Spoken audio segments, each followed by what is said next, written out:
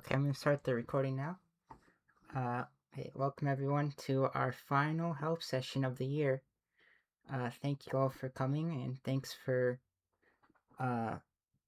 filling in the Google form. It's actually the most responses we've gotten on a form, so thank you so much for filling that out.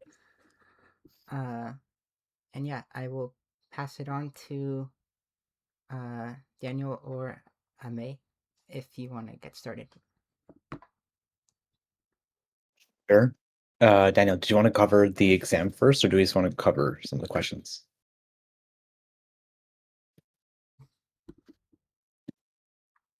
Oh. Are you here? We cannot hear you.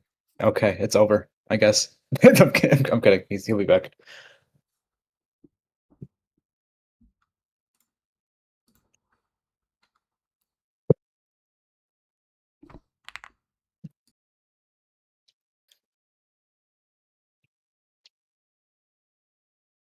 Damn. All right.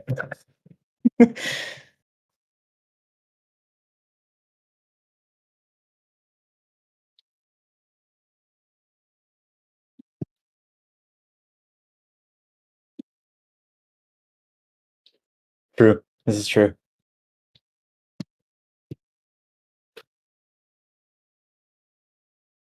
Okay, there we go. Yeah, this is literally There we go. on Linux moment. See, I specifically set stuff up and I tested it just before this, and then it didn't fucking work. I think you should probably start because the practice exam was covered in tutorial. And if you chose not to go to tutorial, that's on you. All right. Okay. Let me review a couple of questions, and I'll just review what we got on the form. It's like, okay, so people want to know CKY. They want to understand how to do the CKY algorithm. I'm seeing a lot of questions about like NPDA construction as well. Pumping lemma for CFL was definitely also a big response. Pumping lemma again. Pumping lemma. When to decide if a language is regular, CFL recursive or non-recursive. Like that was a question on the midterm, so we can definitely go over that. And just more pumping lemma and then more examples. So sure. Fortunately for this one, I've made a bunch of fancy little diagrams to aid in my explanation. Please tell me this is gonna work. Please, I beg of you. Yes? No? We're seeing it?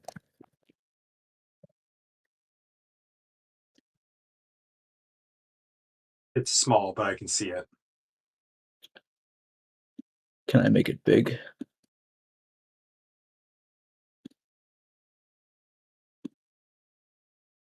Yeah. I mean, like I'll zoom in and stuff to like just to. Okay, yeah, that's good.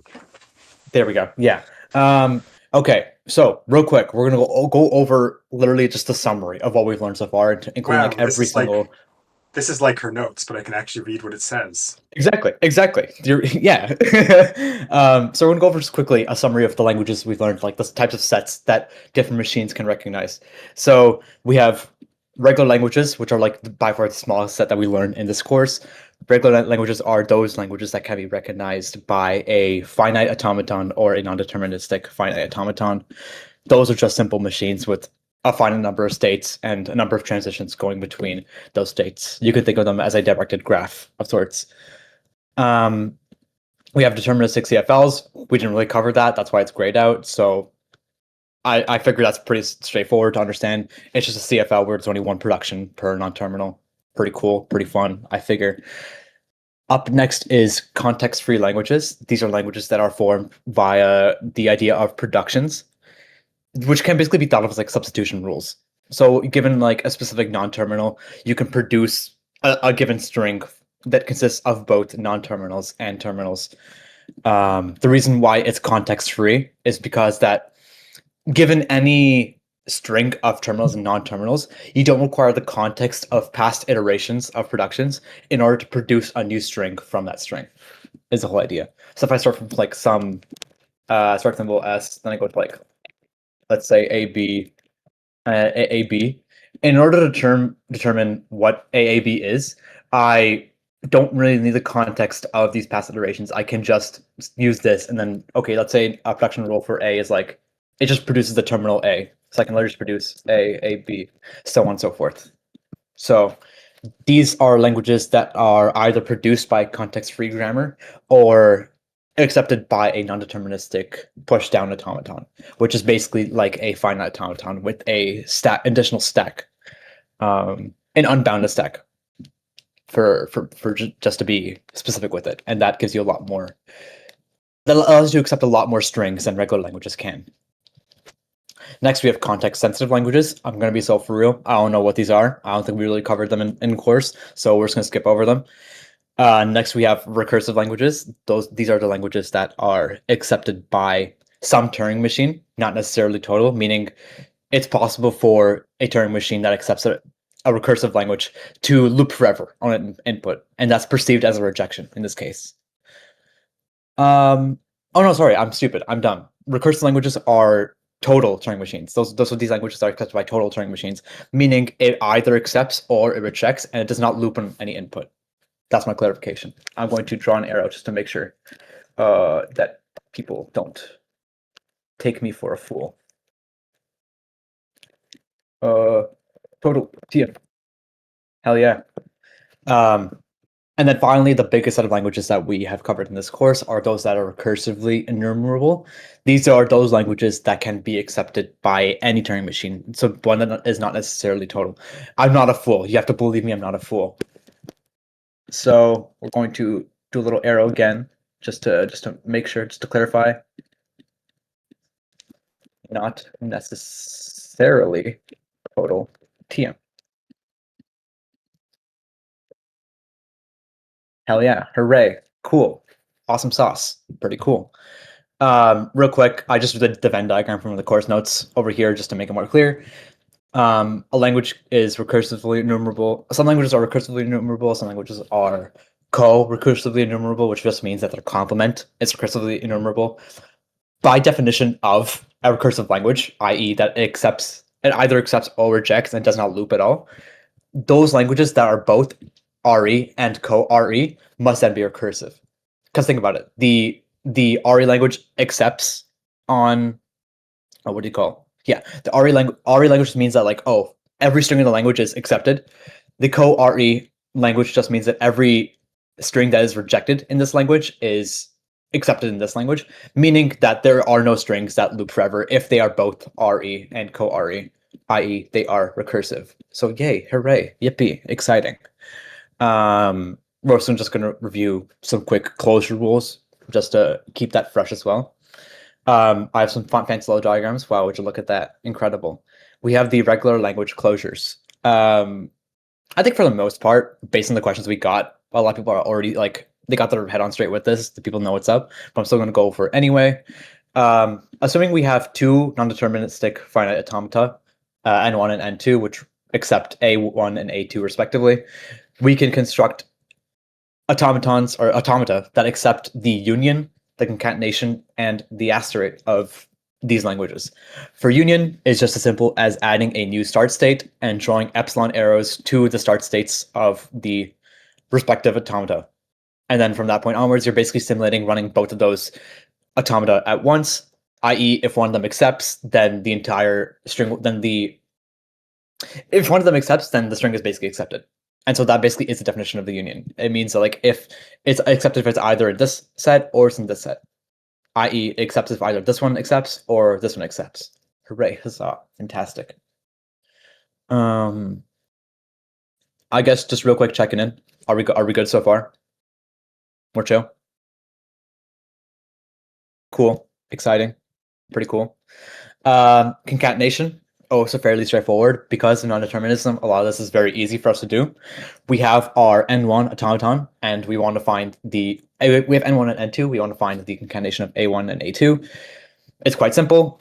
We need to actually remove these finished states, actually. That's my mistake. So these are not actually finished states. I'm just keeping the border here just so you know that it was originally a finished state. The idea is here that from N1, from every finished state in N1, we want to draw an epsilon transition to the state of N2. What this basically means is that as a string is processed by N1, it's going to get to the finished state. At that point, we have now that part of the string is accepted by N1, but now we need to verify that, okay, the other half of the string or the other part of the string is accepted by N2, which is why we do this epsilon transition to the start state of the second automaton. At that point, it does its thing, yada yada. If it makes it to the accept state, therefore it's accepted. Hooray, huzzah, fantastic. We're having so much fun here, guys. Now we have the asterisk. This one's just like a little funky because you need to add an additional start state and a finish state. It's mostly straightforward. I need to add a little epsilon transition here as well. The idea is that we have our automaton N1 and we want to accept the set. I see a question being typed, and keep explaining. We want to accept A1 star over here. Is that error going the wrong way? Are you talking about these ones? Or which one? Am I tweaking? From S to F. Am I? I'm thinking about it. You'd be correct. You'd be correct on this one. This is very true. Is it true? Hold on. I don't believe it is actually, and let me explain why. Basically, for the asterisk, the idea is that it basically includes like what do you call them? Do like epsilon plus a plus AA plus so on and so forth, right? And so we want to accept the empty string epsilon first, or like as part of the set. The issue is if I do something like this, this automaton no longer accepts epsilon, because this N1 over here doesn't necessarily have an epsilon transition from the start to the finished state, at which point it then moves to the official finished state of the start automaton. So we need this arrow out here to just be like, okay, we're accepting epsilon. That's it. Hooray. That's pretty cool. I'm just going to do that. Well done. What does that mean? Okay. Anyway, but yeah, asterisk is pretty simple. We create a new start state. We draw an epsilon transition to the start state of N1. From every former finish state of N1, we basically want to draw an epsilon transition back to the start state of over here, just so that it can keep looping over and over and accept different strings of the automaton. At which point we also have an epsilon transition from these finish states to the official finish state F.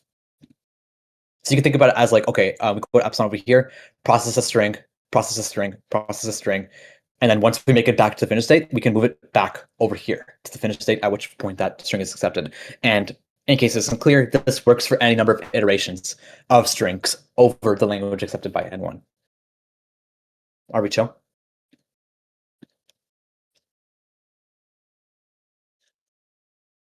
Okay, sweet.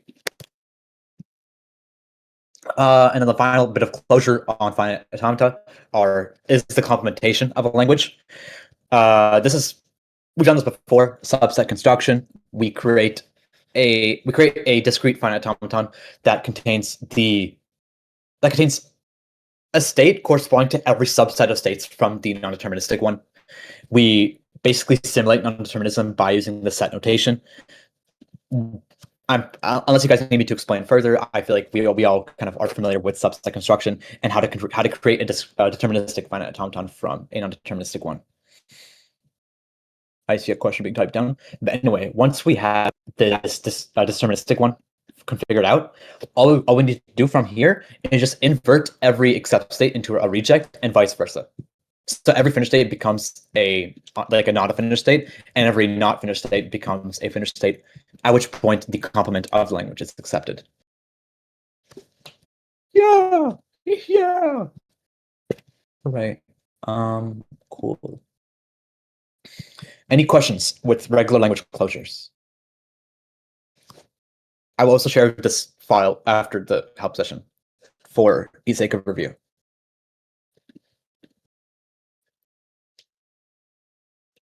I think just one important thing to mention is DFAs and NFAs can both represent the same set of languages, which is not true for I guess all of the other machines we've learned. Each accept a different set of languages from here on out. We're just going to write that down. Oops. specific. I guess the specific confusion is DPDAs and NPDAs do not accept the same set of languages. We're just gonna. Cool, man. Hooray.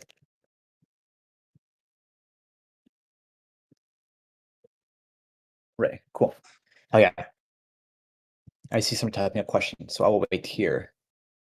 But CFL and NPDA do too. Yes. Do, right? Yeah. You can turn any CFL into an NPDA. Just don't ask me how. There's some nonsense with like green box normal form and whatever, but like okay, actually, I think there's also a way to do it through regular expressions, or no, regular expressions only work for NFAs. Regular languages, yeah. I don't know. There's a way to do it. Okay, so moving on. Context-free language closures. We have our grammars here that accept A1, A2, G1, G2 accept A1 and A2 respectively. I just give the formal definition out here just so I can make use of these variables again for construction of a new automaton, G, that contains the whose non-terminals consist of those non-terminals from A1 from G1 and G2 plus a new one S, the same alphabet. The set of all productions from both grammars, as well as a new terminal X. And you'll see why as this applies to the combination of two context-free languages into one via some operator. So we have the union. Fortunately, this is very simple. From our new start symbol S, we make a production that just produces either S1 or S2. This is, I don't know. I think intuitively this makes sense. We either produce a string that belongs to S1, or we produce a string that belongs to G1, or we produce a string that belongs to G2. That's basically what the union is. That's the definition of the union. As for the concatenation, we follow a similar line of thinking. From our new start symbol, we produce a string that is the concatenation of the start symbol of G1 with the start symbol of G2. Again, this is straightforward. This is going to produce a string in G1. This is going to produce a string in G2. So therefore, from the start symbol S, we're basically going to produce a string that's the concatenation of a string from G1 with a string from G2, which is basically what we're trying to ask for here. Hooray. As for the asterisk, this is also, I think, fairly intuitive. From our new start symbol S, we just produce S1, and then we call back to S one more time. Basically, this just means that we basically loop S1 0 to any number of times. So we can either loop it 0 times and generate epsilon. We can generate it once and just have S1, twice S1, S1, so on and so forth. And that for each S1, we can produce a string in G1, which, again, definition of the asterisk. And then lastly, we have this interesting little closure where if you intersect a context-free language with some regular set, this language is a context-free language. I'm going to specify that over here, just to be clear. It's a CFL over here. And the way you can imagine this working out is by imagining for A1, some NPDA exists that accepts this language, and basically doing a product construction with the automaton that generates R and the finite control of the NPDA that's been spoken of before. Yeah, imagine a product construction with the finite control of an NPDA for A1 and a DFA for R. And this NPDA in question would basically accept, it would accept by, accept by state, whatever it's called. Like, it would accept by finished state. Yeah. Any questions with that?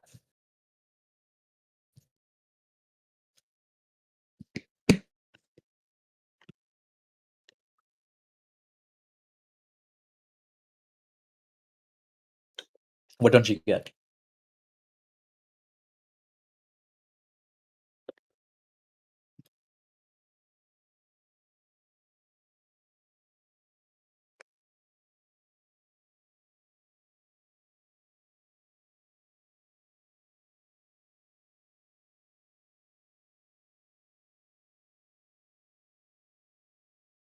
Yes. Okay. All good. I definitely went a bit too. I definitely went a bit fast in that section. Okay. So just to review step by step, we use the product construction when we're learning about finite automaton to basically find the intersection or develop to create a deterministic finite automaton that accepts the intersection of two languages. And basically, we did the product construction by we would basically create a state for every pair of states within the two automaton. So if I have like two languages like R1 and R2, that these are both regular languages that are accepted by the machines M1 and M2, right? For each state in this, or rather, we're basically generating all pairs of states that contain one state from M1 and one state from M2. And from that, we can basically simulate both automata at the same time. Because let's say we have like, I don't know, M1 has a transition like delta Q0 A to Q1. Let's say this is for M1. And for M2, we have a transition. I'll just put like Q10 and then Q20 just for ease. These are both start states. And we have delta Q20. We have 2, 3, right? And so what we would do in a product construction is we'd basically create a new automaton M such that it accepts the pair Q10, Q20. It would accept the symbol A, and it would produce the pair Q11, Q23. We're basically simulating both automata at the same time by using the same symbol and finding some appropriate input pair that generates some particular output pair, right? So we have that figured out. Does that make sense so far? Okay, cool. So if you recall in NPDA, we have two main components. We have a finite control, which is basically like an automaton, and we have a stack. So the idea is, if we have a DFA for R, which we will because the language is regular, and we have an NPDA for A1, which we will because the language is context-free, we can do a product construction between the finite control of the NPDA with the DFA itself. And so if the NPDA in question accepts by state, we can basically do a product construction as long as the finished states correspond to those finished states of, okay, how do I best explain this? And NPDA accepts by accepting state by type. That's pretty cool. DFA has some set of finished states. Product construction on finite control, and DFA produces accept states that correspond to accepting both the NPDA. Okay, produces accept states that correspond to accept states in both the DFA and the NPDA. I'm not sure if I'm being very clear about this, but does this begin to make sense? Remember, like, consider the finite control just an automaton. And we're basically trying to create another automaton out of that accepts both from the NPDA and from the DFA itself. And so if we do the product construction, like we saw up here, we can basically do that with the finite control. And that produces the intersection, which means that this new NPDA will have a very complex finite control, but the same stack as usual. Therefore, the language is context-free. Cool. Does that make sense?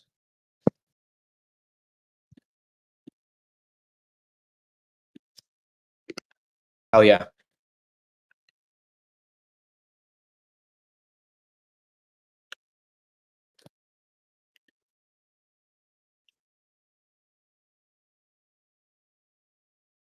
Make this a little bit grayed out.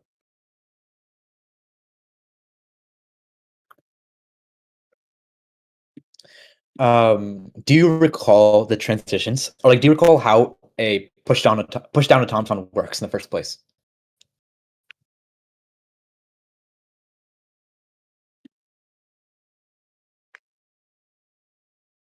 I see. Yeah, what Jackson said. Because they're closed under union and complementation, they're then closed under intersection because of elementary set theory. Finite control. I feel like, yeah, if you consult the textbook, it'll basically give the answer. Finite control is just like it's basically like an automaton. Has a bunch of states. It's important for constructing context-free languages. That it's like it would require a very long explanation to get there. But unless Daniel, you want to take it on, but I feel like the textbook is just the best resource in this case. Yeah, I mean, I feel like, if you did the last assignment, you should at least know something about NPDAs, unless you got chat do the whole thing. Cool beans. Okay. Just a real quick review. Any questions on the closures of context-free languages?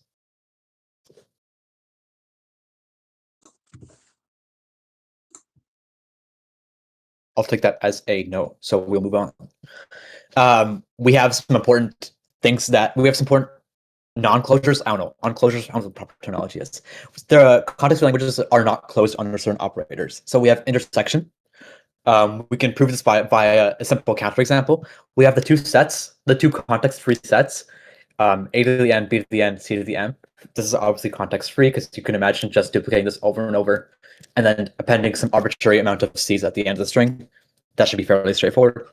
And we have a similar size string that does the same thing, but with only B and C and an arbitrary number of A's. Pretty cool, pretty fun.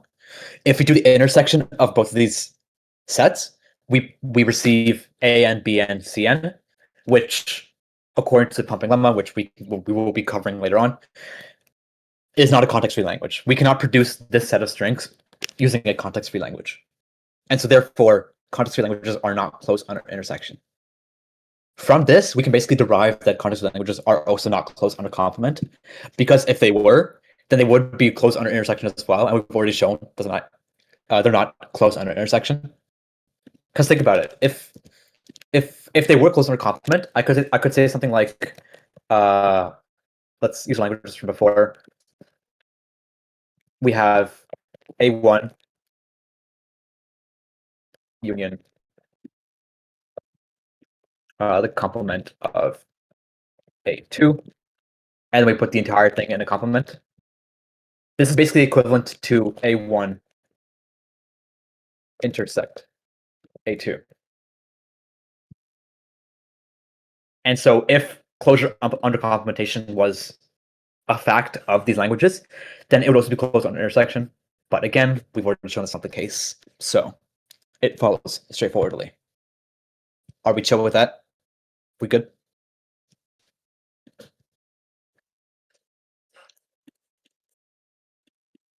Hell yeah.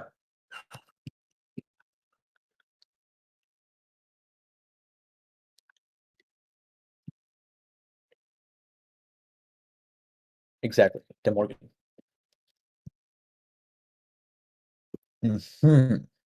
Okay, pretty cool. We'll move on to the most requested thing for this help session, I believe, the pumping lemma for CFGs.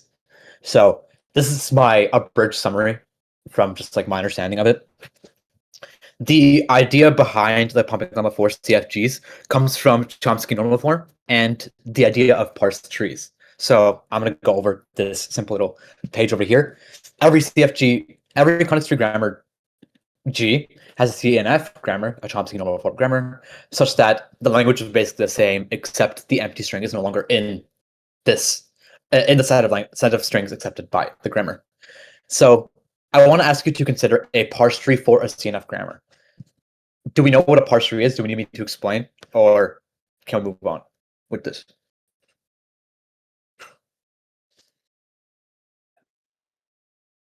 I mean, surely everyone paid attention in 2LC3, right? Totally. Sure. Everybody remembers the I don't know the syntax compiler, or like the whatever the hell it was, the linker. Think trees is what he would keep saying. A binary relation is a set of trees. Anyway. I don't think that's the quote. My bad. Anyway, okay. I see no inquiries about parse trees, so I'm going to move on. I want you to recall that a CNF grammar has the following structure. All productions follow the structure of some non-terminal X produces two non-terminals A and B, for example, or some non-terminal X produces one single character or one single symbol, essentially. For some non-terminals XAB and terminal A. Therefore, for a parsed tree of a Chomsky normal form grammar, the number of symbols at each level can at most double. I want you to consider like a tree like for example, we have like the start symbol A here. At each level, at most this like the width of the tree you consider it, or like the number of symbols per each level doubles, because A can either produce two symbols, aka like the what do you call the AB from before, or it produces one terminal symbol, at which point that's obviously going to be less than double. If you imagine like if B produced non-terminals, it would double from there. If C produced non-terminals, it would double from there, etc., etc. Basically think of a complete binary tree. But in this case, because we have these unit productions here, it's going to be like nearly complete, somewhat complete. That's not a formal term. Don't take me on that. But you know, that makes sense, right? Do we understand that symbols double as you go down levels? From a Chomsky normal form grammar specifically?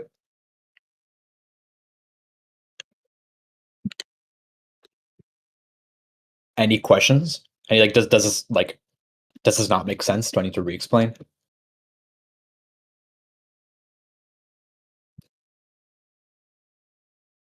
Okay. I see a question. Makes sense. Hell yeah. Pretty cool. Okay. So I'm just gonna check this. Okay, cool.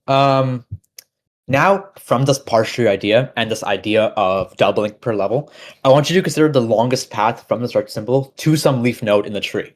AKA this basically is the height of the tree. If we're imagining this path in our heads, we would imagine that this path would basically start at the topmost level, aka the start symbol, and end at the bottom, at which a terminal is produced.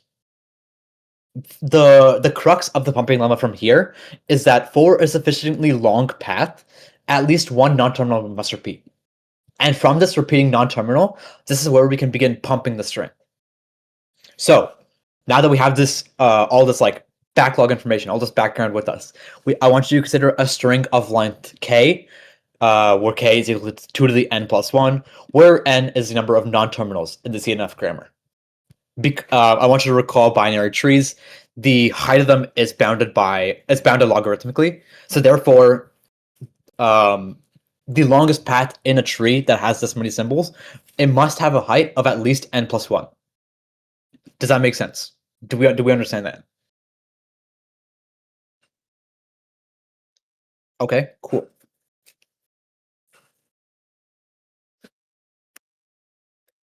I see a question being typed in, so I'll wait.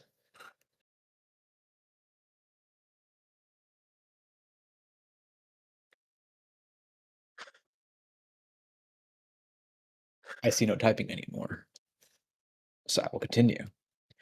Okay, so if we have this longest path and this longest path has a length of n plus 1, that basically indicates to us that at least one non-terminal must repeat. Because think about it, if we have n boxes, aka n non-terminals, and we have n plus 1 non-terminals appearing in a path, aka n plus 1 pigeons, there must be one box with at least 2 pigeons, aka there must be one non-terminal that repeats. And that's the amazing thing here, is that we can use this to begin pumping our string. So we have this Chomsky normal form grammar, S to ACAB, A to A, B to B, C to SB. Pretty cool, pretty fun. All these screenshots from below are now from the textbook because I got too lazy to draw these diagrams myself. So we have the string A4, B4 in this grammar. So this is the parse over here. In the diagram on the right over here, we have the same diagram, except we extend non-terminals all the way to the bottom level just to make things more clear.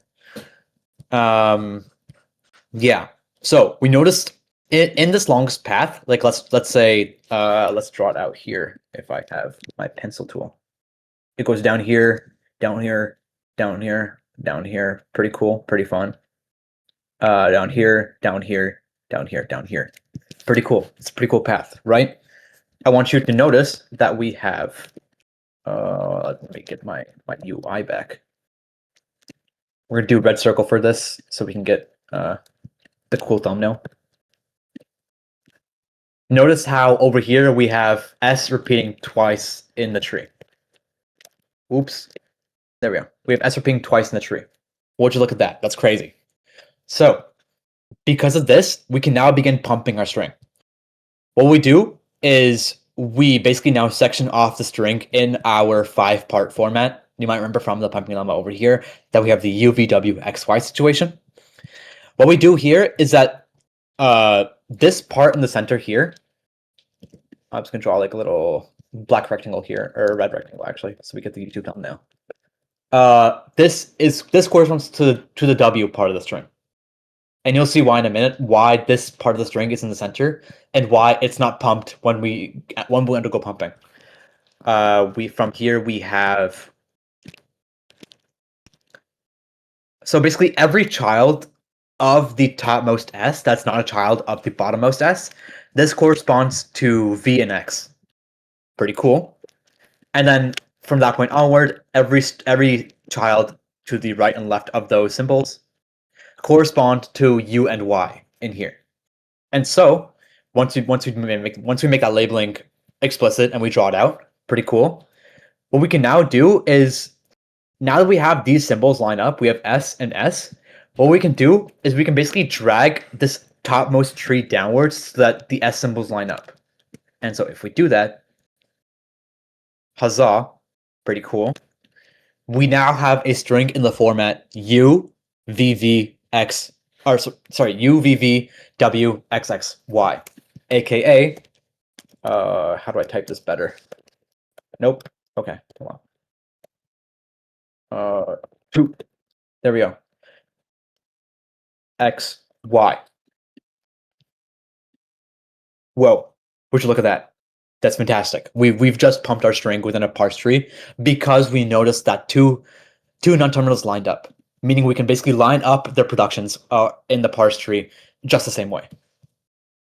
And technically, we can keep on going. We can like keep duplicating this over and over, and now we have U, V cubed, W, X cubed, Y, so on and so forth.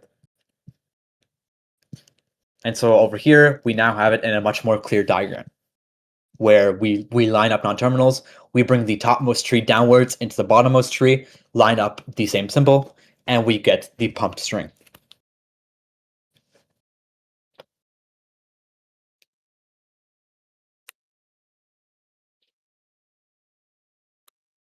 Do that make sense?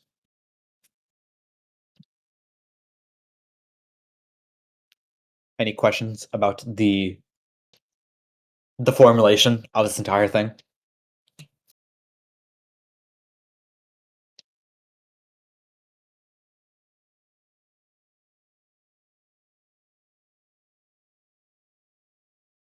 Can you go over the sort of the written version of it, like what we would actually have to write if we were doing it on the test?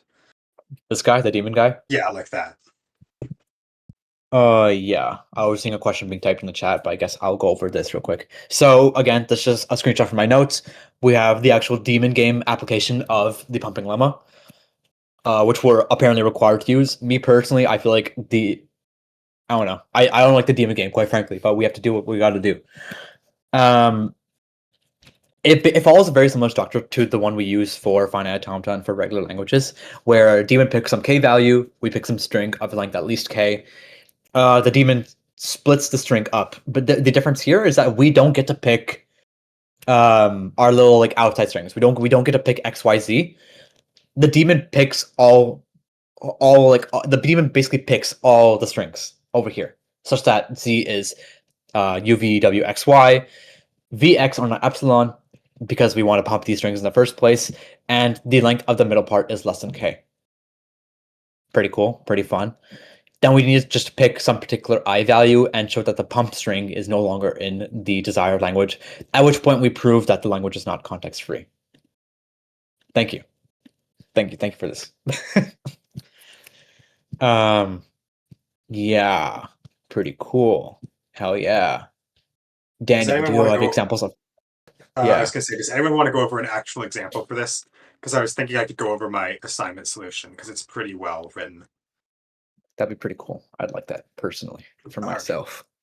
Then I will share my screen. Oh, I think you need to stop first. Yeah. Window. In fact, let's see. Anything bad open? No.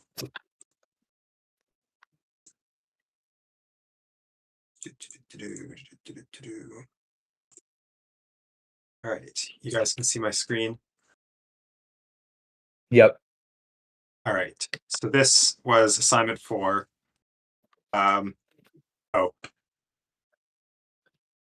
What? I don't have the actual question here, but I think the language I think was just a to the m, b to the 2m, 3, or sorry, b to the m, a to the 2m, b to the 3m, where Yeah. m is greater than or equal to 0. So we are given k is greater than or equal to 0. And then we have to construct some string that's of at least length k. So the easy way to do this is we literally just we just set k equals m, and then we do that. So this is obviously in A because A is strings of any form, and it's obviously greater than k. The length of it is greater than k. Then we are given that the daemon breaks it up like this, with the length of v and x being greater than 0, and the length of the middle part here being less than or equal to k. We have the following cases. So I didn't like actually the solutions to this because it makes it way too complicated. So if the middle part contains either only A's or only B's, then all of this middle part is in one of the 3 sections of the original string. So either B to the K, A to the 2K, or B to the 3K. And then just by setting I equals 2, we break the ratio because we're increasing only one part of the ratio. So let me actually do this.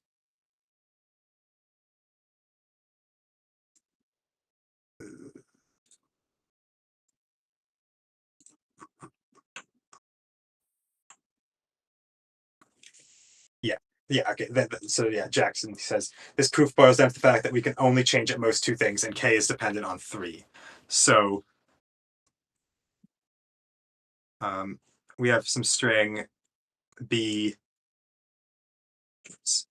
a b b b, for example, and there could be way more of these, but if if vwx is somewhere in here, and then we change the number of b's here, we're breaking the ratio.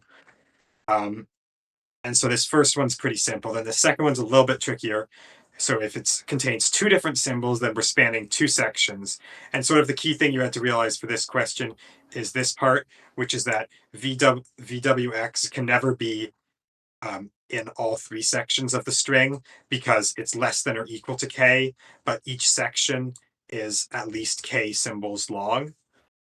And so pretty similar logic to above, we break the ratio because we're only modifying 2 of the sections, and the number of symbols in the first section stays the same. So in all possible decompositions, this string is not in A, so A is not a context-free language.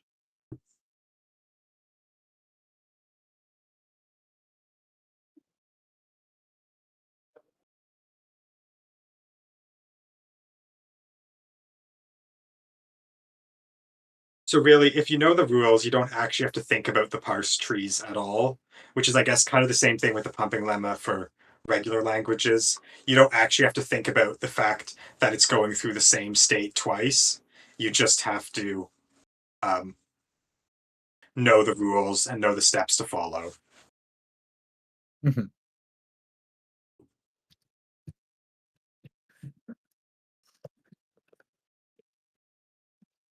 I guess the thing with the thing with this pumping lemma is you're almost always going to be looking at multiple cases, and you have to make sure that it's exhaustive.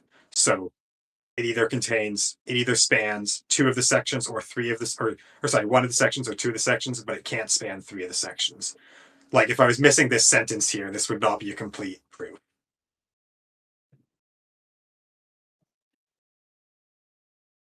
But I highly doubt a question anywhere near this complicated would come up on the exam. Possibly, if anything, it would just be as a multiple choice question.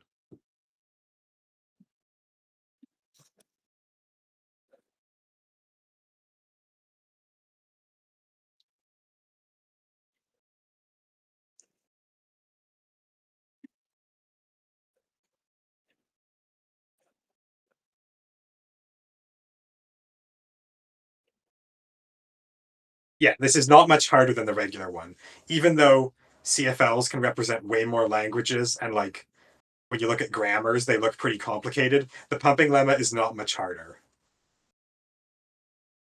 You choose Everything. K is the thing.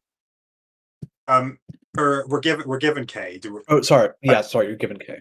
But this all works for this all works for any arbitrary K. Because the only thing I say is like given K greater than or equal to 0. So this is like in 2LC3 saying for any K satisfying K greater than or equal to 0.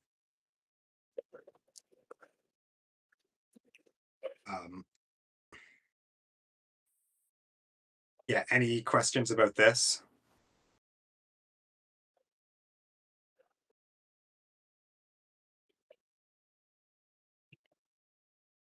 Honestly, I don't think this would come up on the exam, other than possibly as a multiple choice question asking like if this language is actually regular and or is context free, and it's just a knowledge check, rather than actually making you prove it.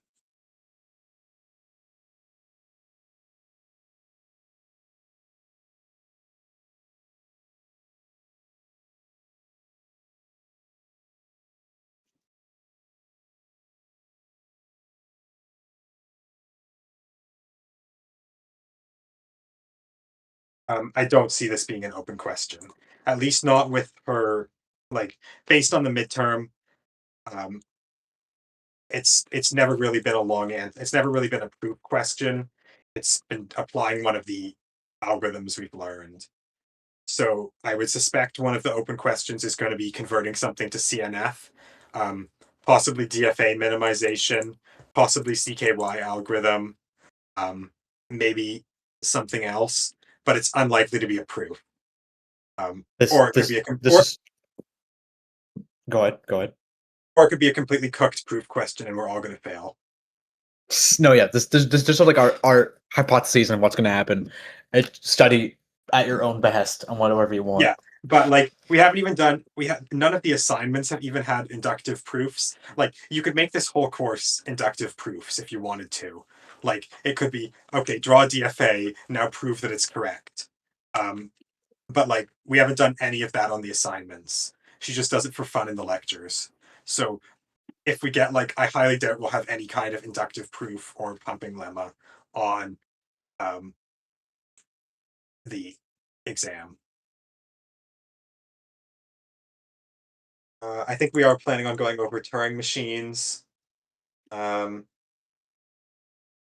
I would study the halting problem and like theory of language or like theory of computation stuff from like the last couple lectures, because I think there's a good chance that'll show up either as like a written short answer or as the multiple choice. Yeah. And also that yeah. stuff's kind of interesting to like understand. Like a Turing machine does the same thing as any computer can, and there's nothing we know we can do to make it stronger.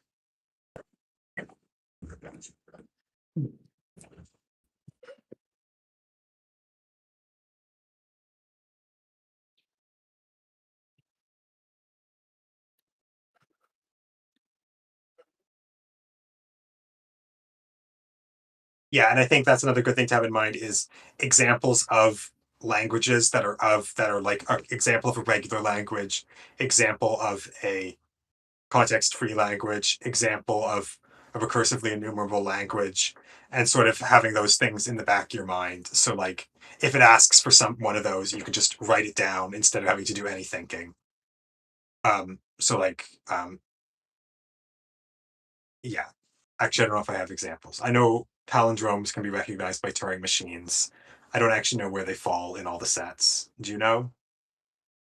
Sorry, what? What set is like the what's in like the sets of languages? Where does the language of palindromes fall? I believe that would be recursive because I feel like a I Turing think machine could so. recognize that. Yes, Yeah, because it's either a palindrome or not. So I think they're recursive yeah. languages. Yeah. Then actually, what was the example she used for recursively enumerable then? Oh, I can check the whiteboards. Give me a second. I think that was where it gets complicated because it's like the set of Turing machines or something, or That like wouldn't it be just like the set of Turing machines that halt on input X, for example? Like that would be a recursively enumerable language. Because or like something like that. that yeah, I don't know.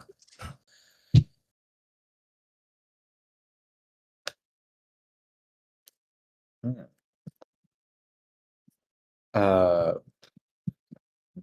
CFL no, because matching. Actually, yeah. Would they be?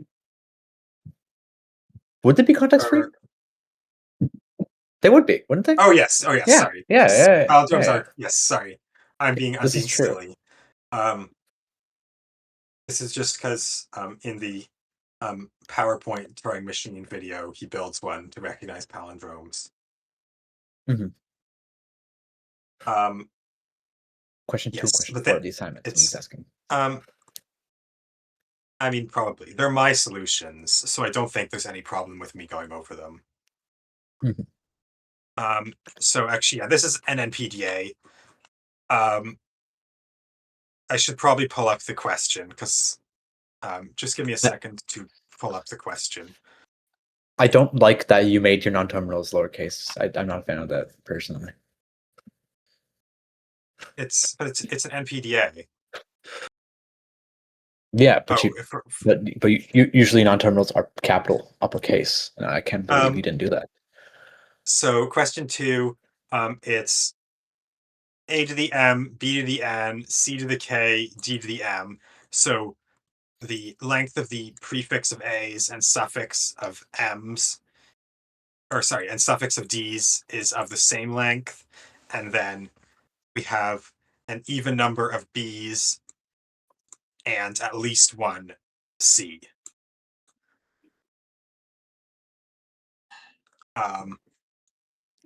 So this is like really fucking annoying, I think, is the census here. Nice, I can do that. I can put that in there. So this is a reminder of what we're trying to get to. And what do you mean I made my non-terminals lowercase?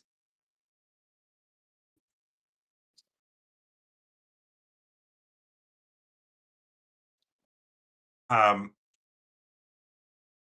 so, so first of all, for an NPDA, it's defined as we have M is some set of states, some alphabet, um, some set of stack symbols, a start state, a transition function, a stack bottom symbol, and a set of accepting states. So we have in this case, I defined 7 states.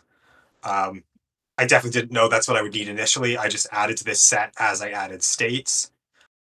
The symbols are ABC.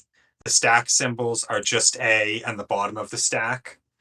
And so the reason I only need this is because in the language here, we have this, the number of A's at the start is equal to the number of D's at the end. So I'm just putting an A on the stack every time I see one. This symbol doesn't actually even need to be A. It could be literally any symbol we want. It just makes the most sense to use either A or D. And then our start state is Q1, and our accepting states are just Q7. And so then we have these 11 transitions. Maybe we should just read what I wrote here. So we start in state 1. The first character of this string, of any string in this language, is A. So transition 1 will read an A, push it to the stack, and then transition to state Q2. So if we are in Q1 and we read an A and there's nothing on the stack, which is sort of our starting state, because if we read anything other than an A, we know for sure it's not in this language. And we're only ever going to be in Q1 when the stack is empty. Then in this case, we transition to Q2 and then we put an A, or then on the stack, we'll have the bottom of the stack symbol. And then on top of that, we'll have an A. And then in state Q2, the second transition will continue to read A's and push them to the stack until we encounter a different symbol. So this transition just, if we're in Q2, we read an A and there's an A already on the stack, then we just push another A on the stack and stay in the same state. And then since n can be 0, so we can have b to the n, but n can actually be 0. After the a's, we can either have a b or a c.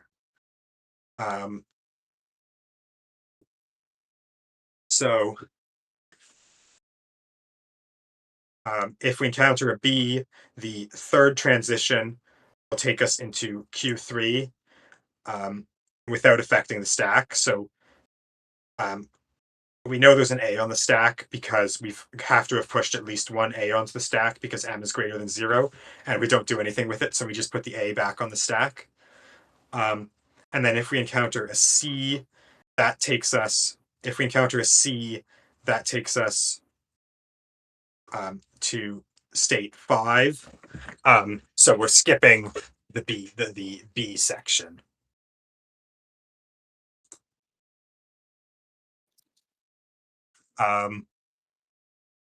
So the B section, which is these two states, this is actually kind of a DFA I've built inside of the NPDA. So this is just the DFA for checking if the number of B's is even. So I've basically just built this. So we have Q3 and Q4.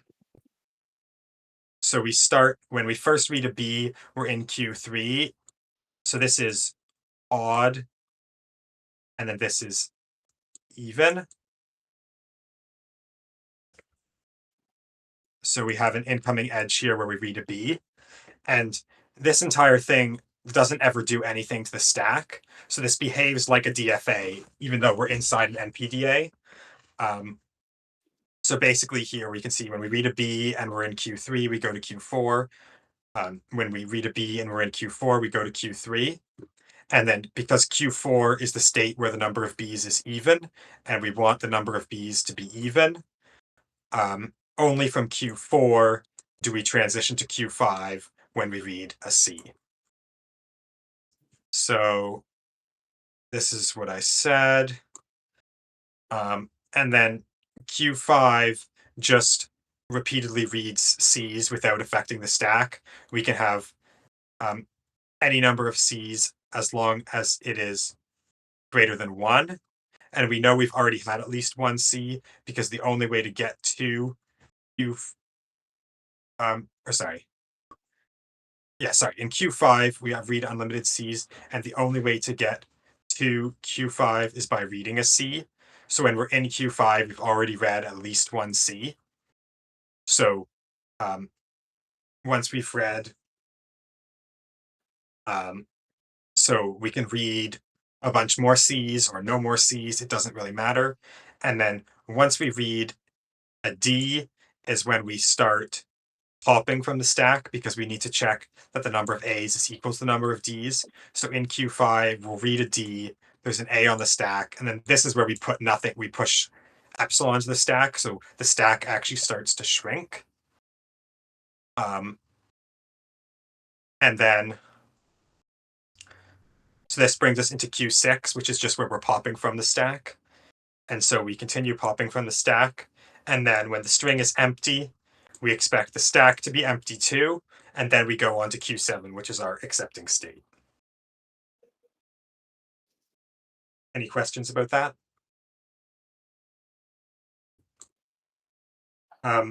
I think it wouldn't be out of the question to have to be asked to do this for a simpler language. Maybe something like palindrome recognizing would be a pretty, I think that would only have 4 or 5 transitions maybe. I don't think a Yeah. question of this level would be asked on the exam, because this is just like the most intentionally complicated language where you have to sort of combine everything we've learned in the course up to this point. Like you've got the stack, and then you've got the even odd in the middle there.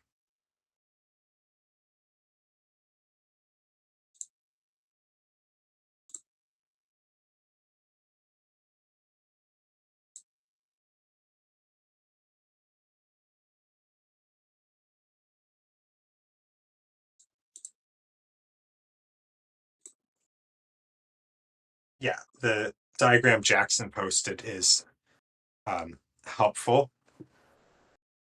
And that allows, yeah.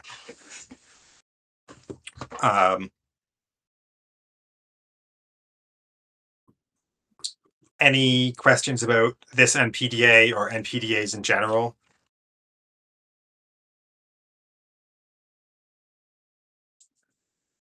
All right. I will. Oh, okay. Balanced parentheses is also another one. I guess balanced parentheses. Yeah, I guess. Yeah. Oh, yeah. I guess palindrome. Palindrome is tricky Yeah. because you have to, like, you're copy pasting a whole bunch for each letter of the alphabet. The first reading of B. I'm not sure what you mean. 3. Okay.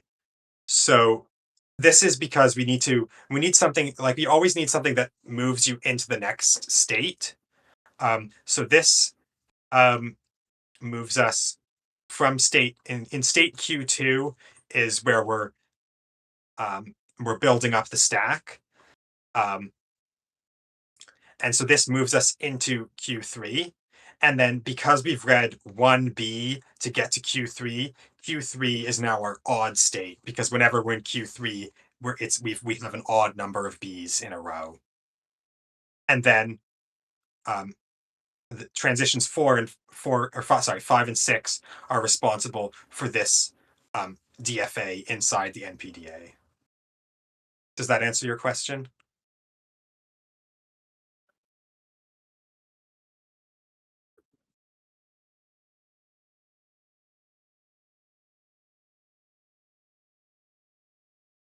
Yeah, so it's odd at the beginning because we have to read a B to enter into this little machine. So um, we have Q2 here. So that's why this is our odd state, because we need to read a B to transition into this state. Yeah.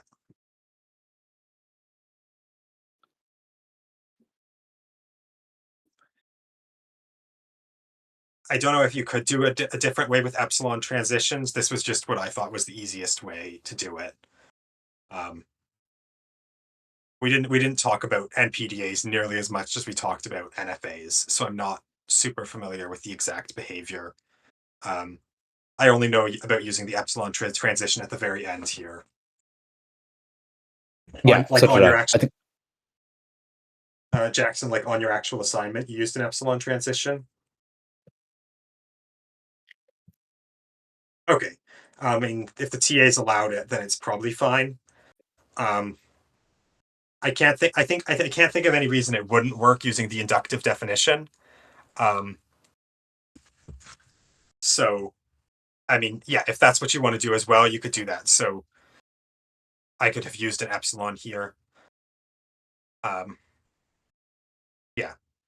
I think we're good on this one then.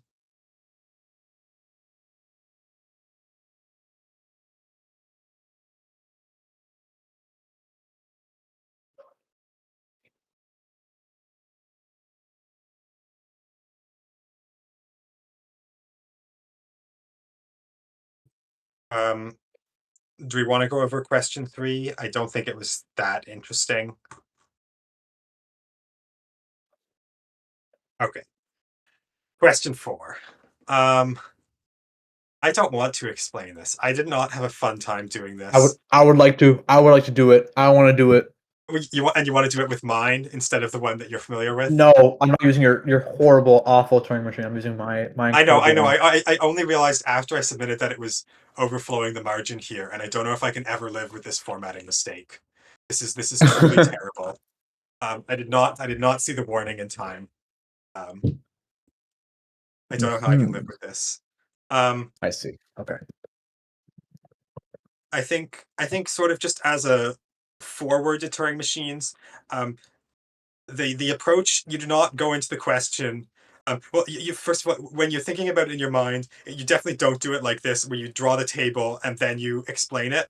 Like, I think sort of what you have to do is first figure out how to do it using the limited operations of the Turing machine, and then from there translate it into an actual transition table. So sort of this part is what comes first. Yeah, one does not simply raw dog a Turing machine.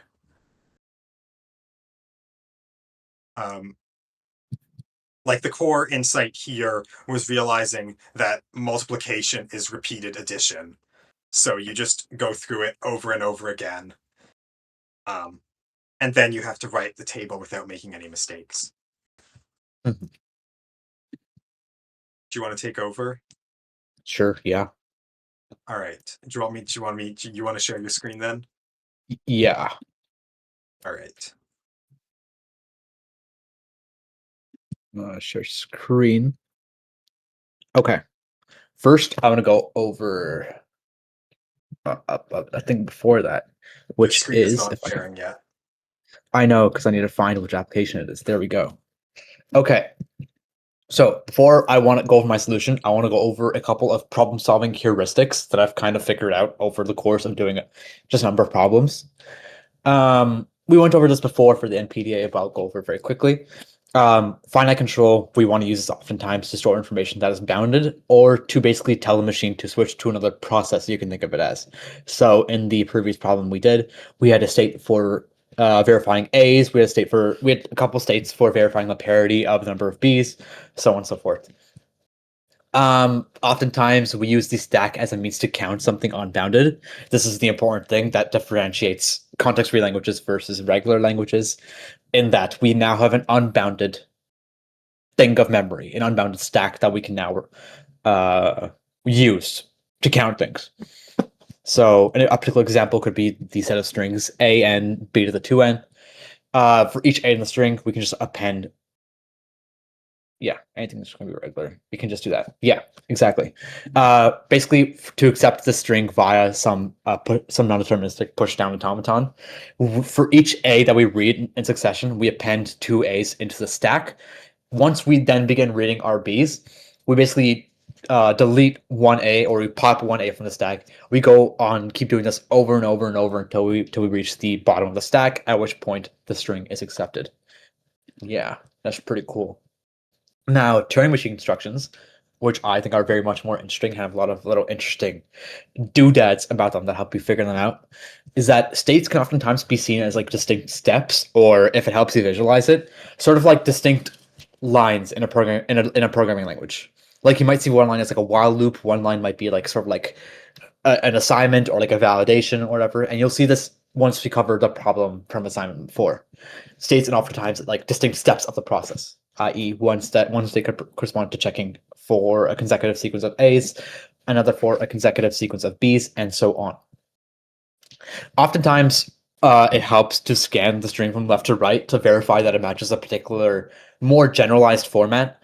So, for example, if we're considering the problem from the assignment a(n), bm, c to the n times m, it can help to check the strings of the format a star, b star, c star, because doing that gives us a degree of assumptions that we can make to make state transitions a lot easier to figure out. And then lastly, like again, I'm not too sure how we cover this in lecture, but there is the idea of using special marking characters to simulate counting. And I'm gonna go over quickly how counting works in a Turing machine, or like the idea of, like Danielle mentioned earlier, repeated addition. And so I have a little diagram here that I created, counting with Turing machines. Let's say we want to basically, we have a certain number of Bs. We want to basically mark an equivalent number of Cs in this substring to the right. The idea is that once we complete marking our Bs with these marked characters, we move back until we see the first A, or the first unmarked character, you can call it. So the head moves back. Okay, that's marked, back, marked, marked, marked, marked, marked, marked, all the way until we see the A, at which point this is unmarked. So we keep this character the same, and we move back to the right. So now we're now at the leftmost B. The head is now at the leftmost B. Now that we're here, what we can do is we can unmark the B and move right. So we unmark the B. Let's just imagine I do this. I'm going to make this brighter. So we unmark the B, and then we move our head to the right. We see that this character is now marked, so we keep moving right, so on and so forth. Should use hashtag doing this lecture. Possibly, yes. I do find that using symbols like this make it easier for me to understand what I'm counting and how things work. But do whatever you please. I'm using this dot notation for funsies. So again, let's review this again. We unmark this B, we move to the right. Okay, this is a marked character, so on and so forth, until we reach the first C. At this point, we're like, okay, this is an unmarked C. I wanted to mark a C. So I'm gonna mark this, do that, and then we move the head back to the first unmarked B. So still going with it again, we move to the right, unmarked C, mark this here, move it back. So if we move to the next step, we would see something like this. Does that make sense so far? This process of basically moving to the first B, shuttling over to the first C, and then marking it. Cool? Hell yeah. So now that we have this, what we can do is we can basically follow the same process as we did up here to move to the leftmost B, to instead move to the leftmost marked B. So we keep moving left until we see an unmarked B, at which point we move right. Once we reach this, we take this mark off, move to the first unmarked C, and put it back on. We repeat this process over and over and over until we run out of marked Bs, at which point we have now marked all the C's and we complete the process of counting. We learned how to count. Would you look at that? That's incredible. Any questions about that process?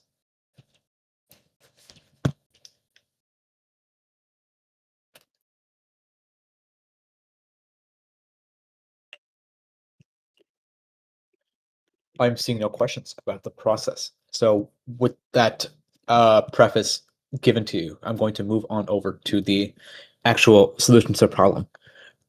Where is it? Let's go here. This guy. There we go. Assignment 4, share screen. Can we see that?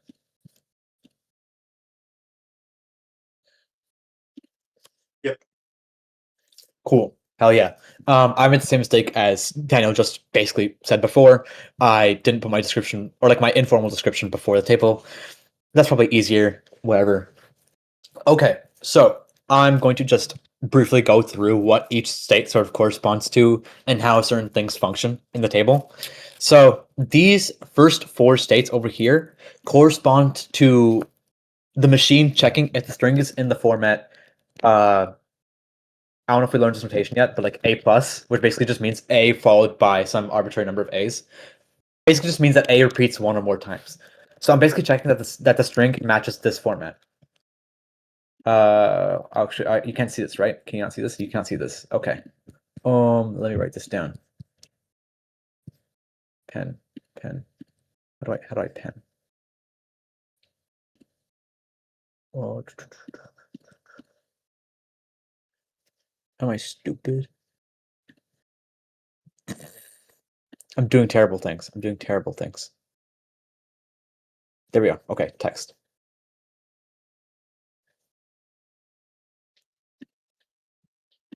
So I'm trying to check that the string matches the format A plus B plus C plus, aka A star, B star, C star. Cool, chill, fun, hell yeah. Once I have that format figured out, I can now make some number of assumptions with how I can move around the string and how I can ignore some transitions for the sake of clarity. Well, once we do this, once we verify that this thing is the way we want it to be, the right format, we obviously we would reject otherwise. I move it to the R, which is the reject state in my automaton, or my Turing machine rather. If the string is in the correct format, we move over to Q4. What Q4 does is it basically moves on over to the leftmost B, following the same strategy that we saw before in the diagram, where it keeps moving left across C's, keeps moving left across B's, and moves right once it sees the first A. Once it does that, we're now at state Q5, and it's now reading an unmarked B. What do we see here? Yeah. So now that we have an unmarked B, the idea is that we now want to mark the B's in succession. So from the leftmost B, we keep on moving right, marking B's as we go. Once we see the first C, we want to move to the next state, and we move left back onto the rightmost marked B. So far, are we clear? Just going to check in. Everything makes sense so far.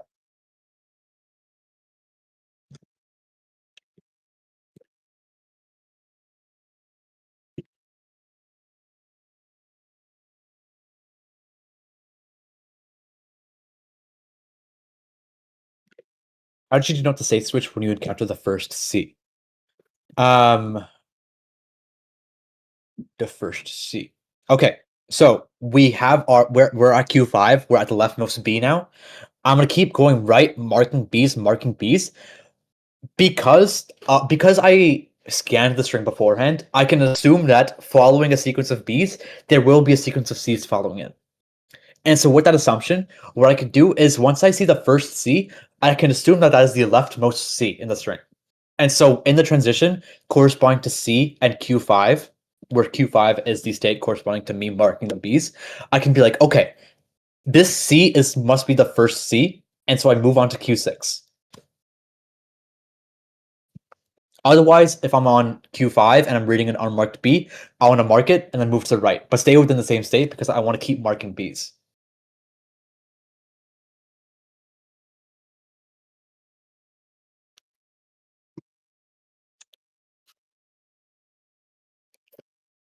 Does that make sense?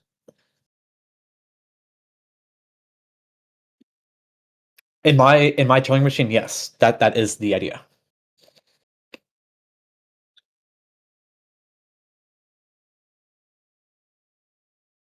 Once the head moves over a C, but I hope it's on the exam. I hope not too. It seems like a lot of work.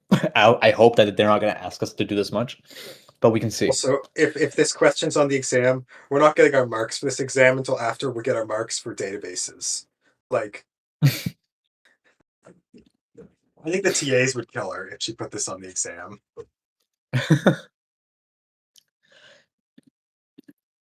I mean, yeah, third years. Do you want to like give us an exam? Like, do you know what the question was? Yeah, I assume it wasn't this.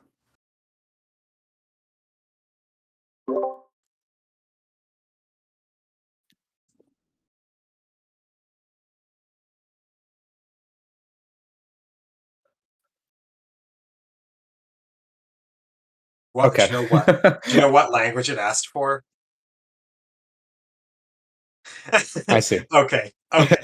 So what so what you're saying is we just all, if there's a Turing machine question, we just all leave it blank. Except me. Eat my dust. I'm kidding. I was gonna say, except too bad. I'm gonna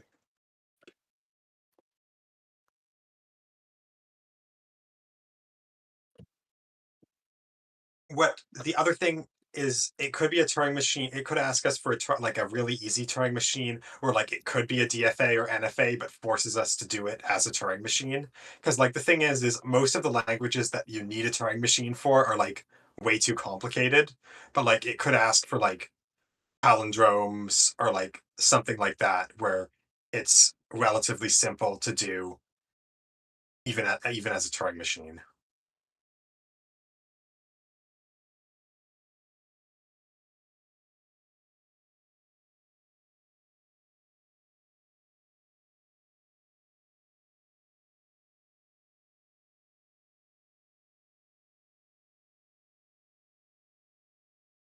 Yeah.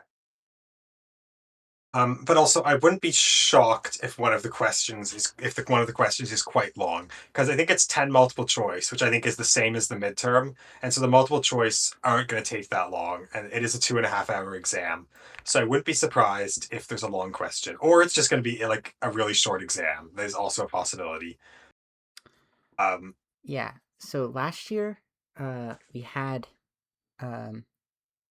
it was 5 questions where it's like write down if it's regular, Yeah, context free, blah blah blah. yeah, And then we had 5 true or false. So those were kind of our So if you add those up, that's 10 MC sort of type questions. yeah. I think what she's doing this year is to make the grading easier. It's all like Scantron. So I think all the multiple Okay. choice are going to be like A, B, C, D, E, and there's only going to be one answer. But I think it's going to be similar. Like it's going to test similar content. It's going to be like, um, which of these languages are regular or whatever like that, but asked just as a multiple choice question.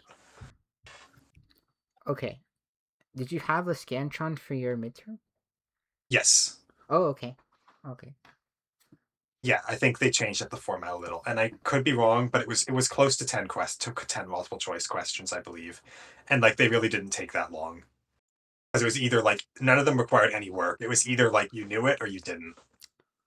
Yeah, that's basically how the final. I felt like the midterm and the final are very similar in difficulty, even though I'd say the later parts of this course are harder, but I feel like it's still the same like intensity. Like it should be like if you know what you're doing, it should be like fair.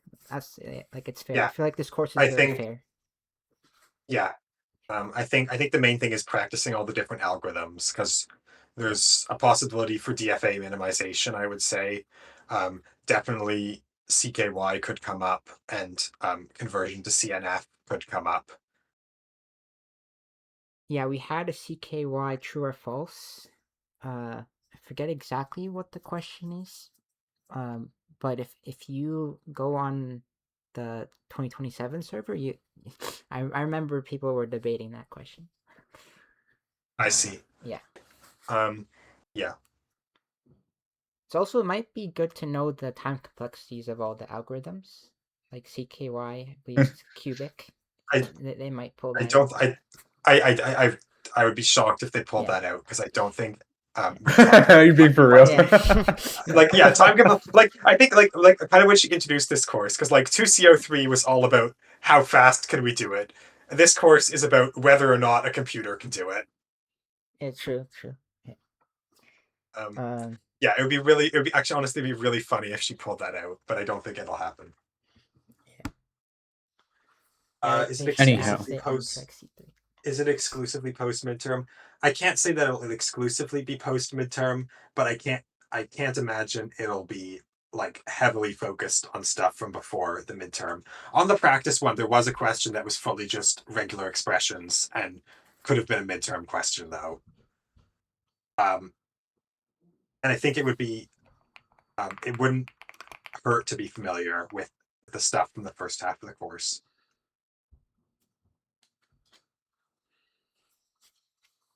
Anyhow, let's I think we have let's some Turing turn. machine questions. Yeah, I'm seeing that. Um, just a preface, I gotta leave at 8, TBH. So I might not be able to go over every single question I'm seeing about Turing machines in the chat, but I will just go over this real quick. Okay, so Manya is asking, go filling the states from Q4 step by step. Okay, so just to recap what we have in the machine so far, the states S, Q1, Q2, and Q3 are there to validate that the string has at least one A, at least one B, at least one C, and that it contains like consecutive sequences of those characters. So it's A star, B star, C star. essentially. That general pattern. From there, what I want to do is I want to begin marking down B's so I can then count a number of C's to delete from the string. So what I do is that once I finish validating the string, I'm basically all the way at the end of the string now. And so I want to move back all the way to the leftmost B, aka the first B. So if I read a C, I want to keep going left because I've already established that if I see a C, that's going to happen at the end of the string. I'm keep moving left. As soon as I see a B, I also want to keep moving left. But the moment I see an A, I know that the leftmost B is right next to an A. And that's a property that no other B in the string holds. Only the first B is to the right of an A. And so once I see that first A, I move back right so that my read write head is now on top of the first B. That makes sense so far? Okay, cool. Hell yeah. So once we're on that leftmost B, we're going to keep moving forward and marking B's until we reach the first C. At this point, we move. Now begins the process of counting like we saw before, where we remove marks between two different symbols so that we can verify, I don't know, that like some set of string or like some subset of a string, some substring, I guess, has a length that is a factor of another substring within the string. So just to repeat, we finish marking our B's and we move left to a marked B. At this point, we now move on over to this side of the table. What do we see here? I'm also just going to review what I wrote for this solution because it's been some time. Why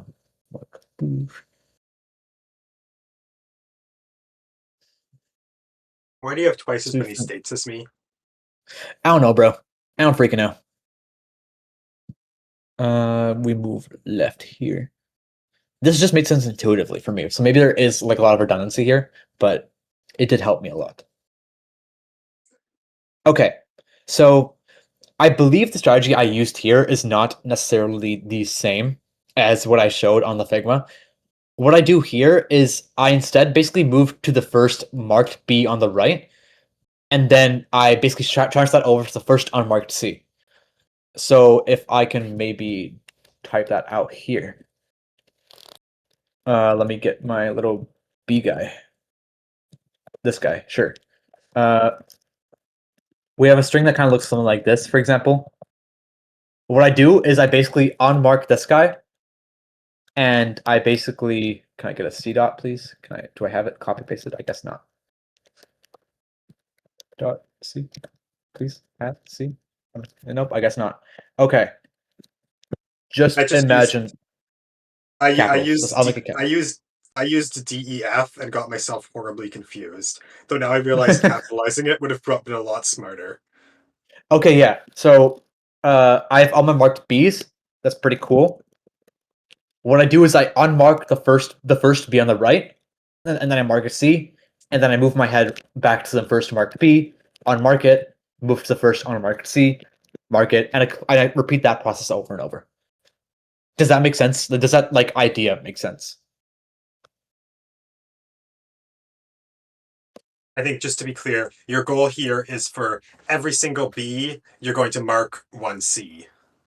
Exactly. Yes.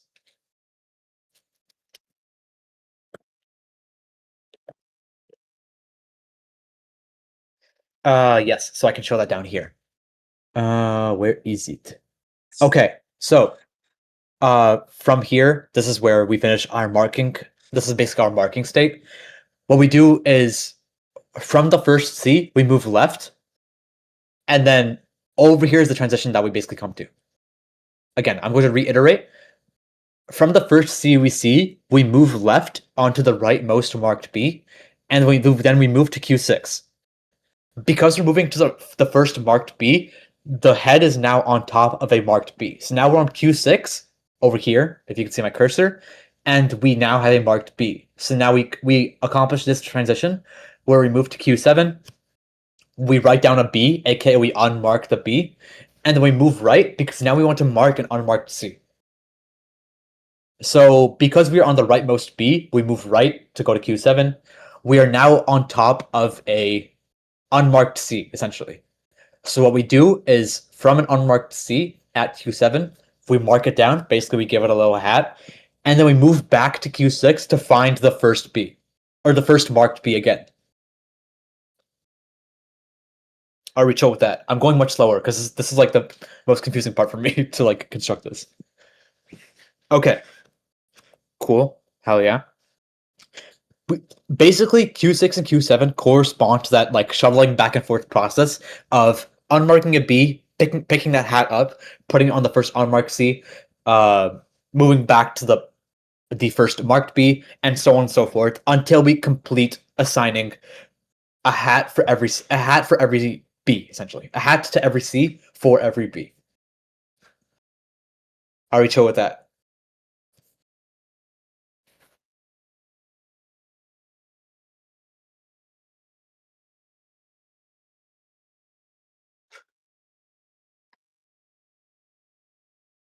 I'm seeing a question being typed.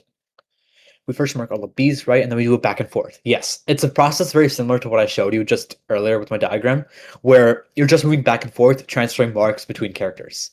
Yes. So we do that back and forth, back and forth, back and forth. What happens next? Let's see. You should go back to the A's once you run out of marked B's.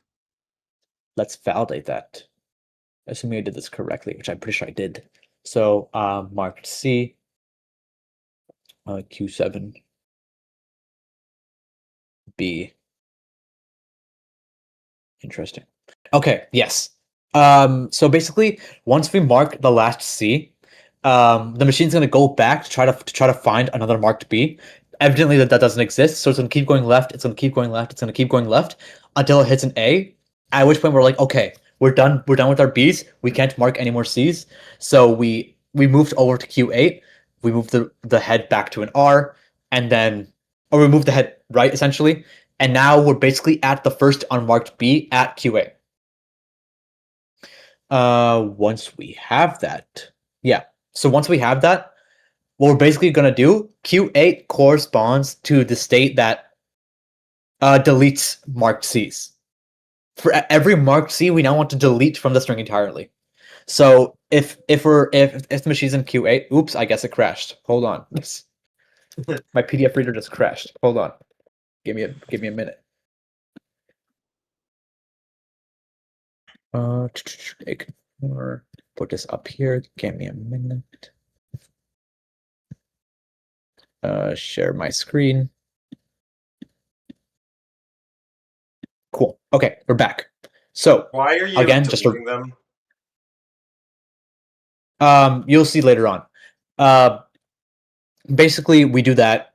We move over to Q8. Q8 corresponds to deleting these marked Cs. That's what this state over here corresponds to. For every marked C we see, we delete it and move right. Cool beans. Fun. That's pretty cool. Awesome. The moment we see the first C, that indicates to us that. What does that indicate to us? Hmm.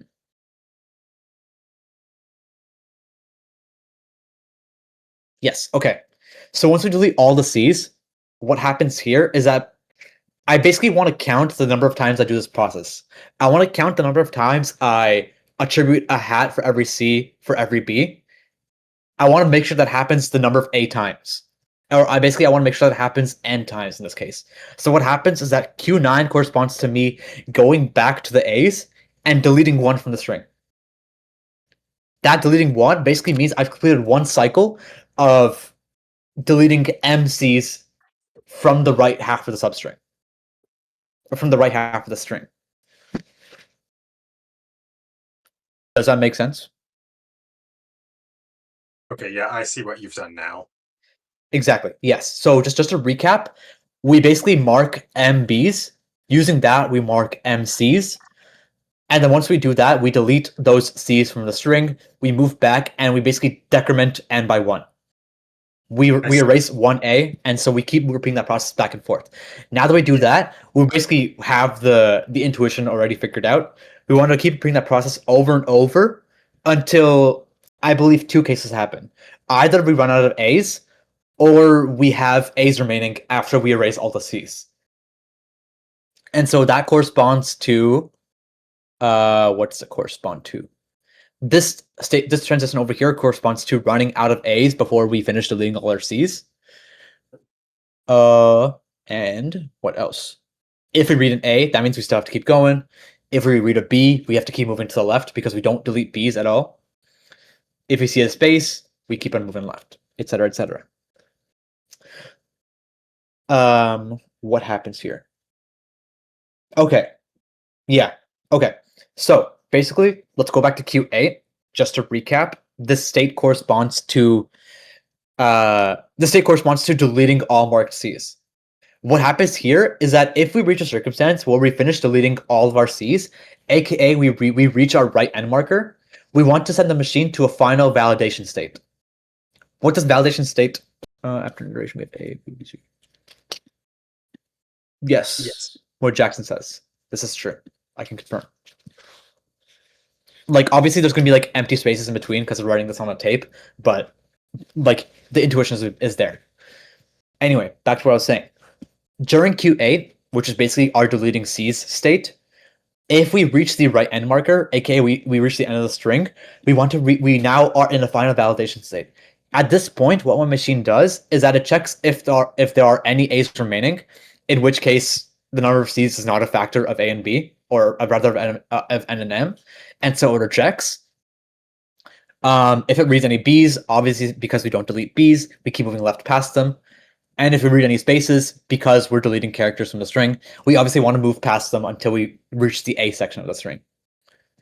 The only way that this machine accepts is that if it finishes deleting all the C's and there are no A's remaining, at which point it sends the machine to the accept state and the machine now halts. That's it. That's the machine. After all that, that's what we got.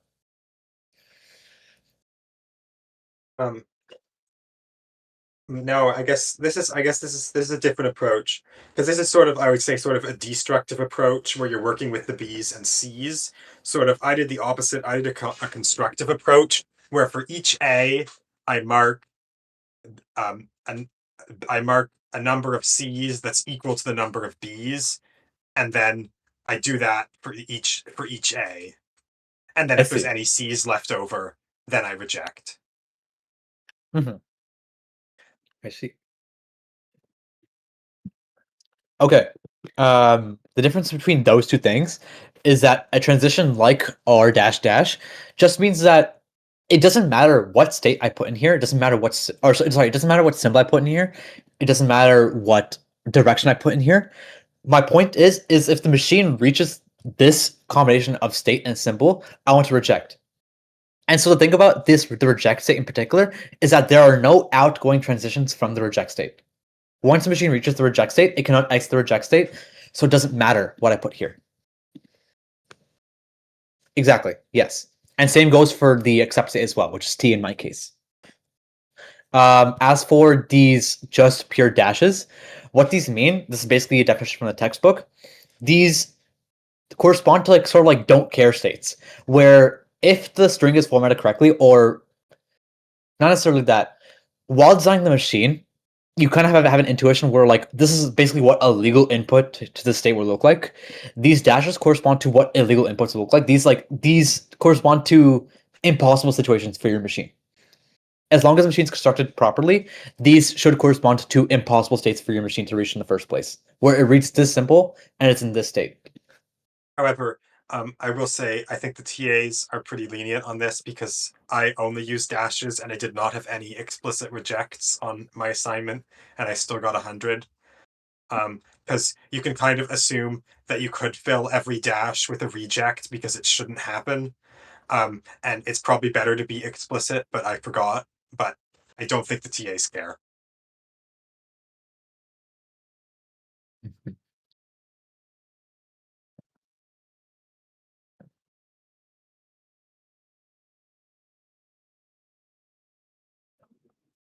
I think there's a very low probability this actually comes up on the exam.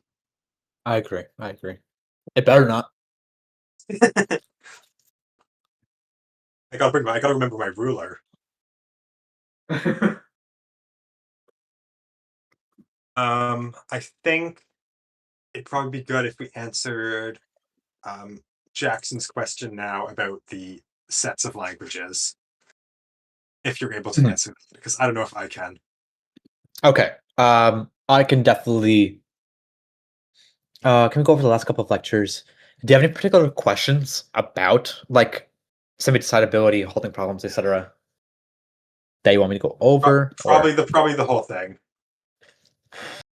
but like I would like, what do you mean the halting? Just like fundamentally, what those definitions mean, what those things mean in the first place?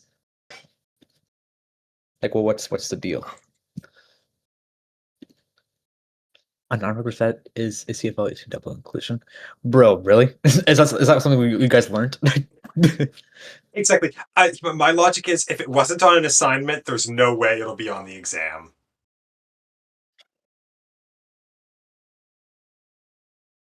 Hmm.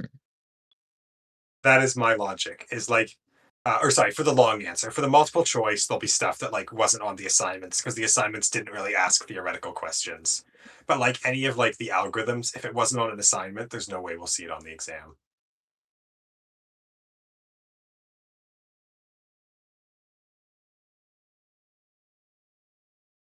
I don't know. Maybe I'll study that.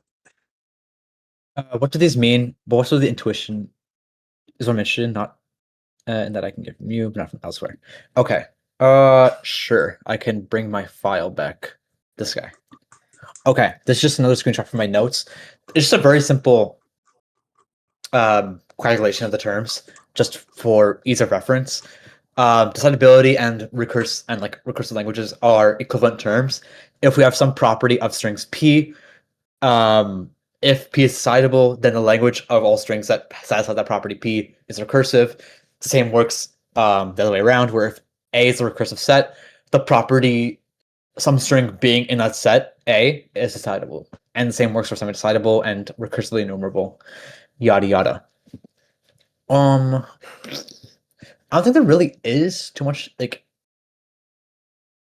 intuition to be had about the terms per se. Like, I can go over and explain the Venn diagram thing again, if that makes like, are you confused about this at all? Like, how does this make sense?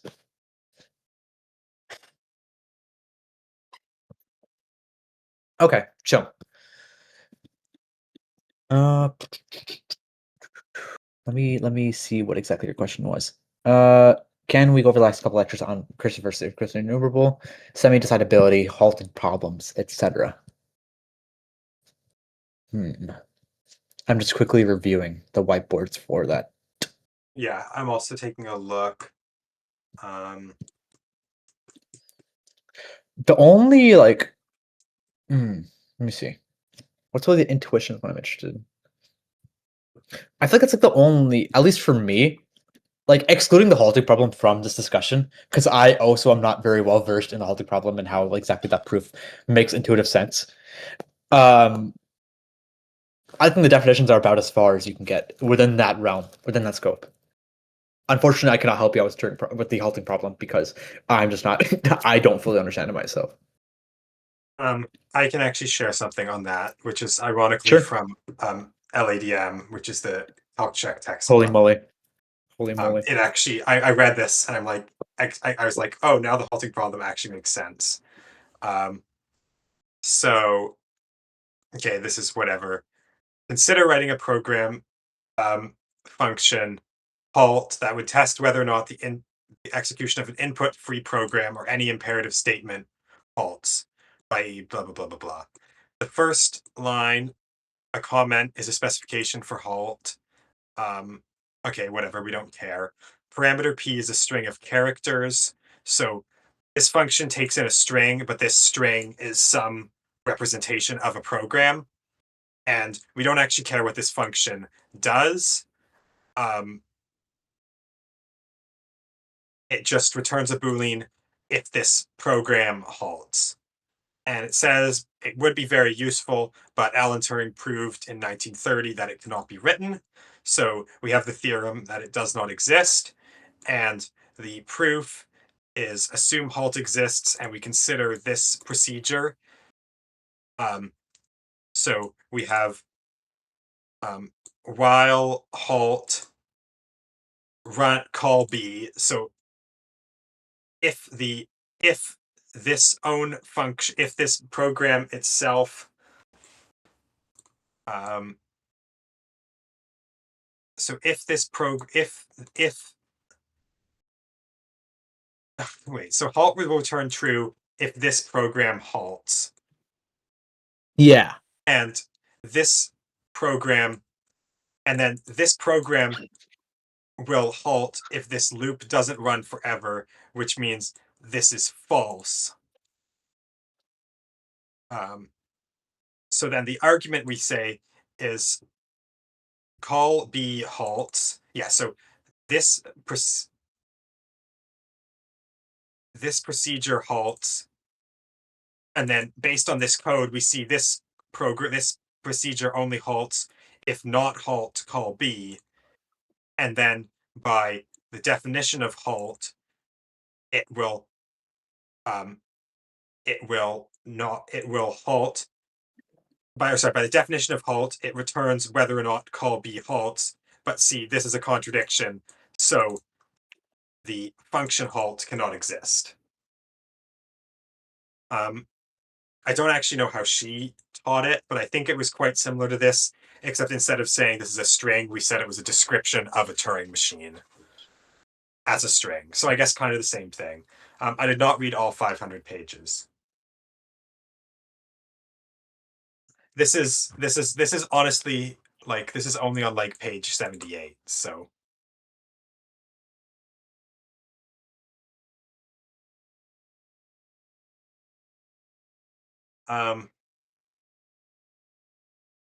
yeah, I don't know if this is more or less helpful than what she wrote. But the sort of the general idea is we're doing a proof by contradiction, and then we are using the halt function, trying to have the halt function analyze itself, which causes a contradiction.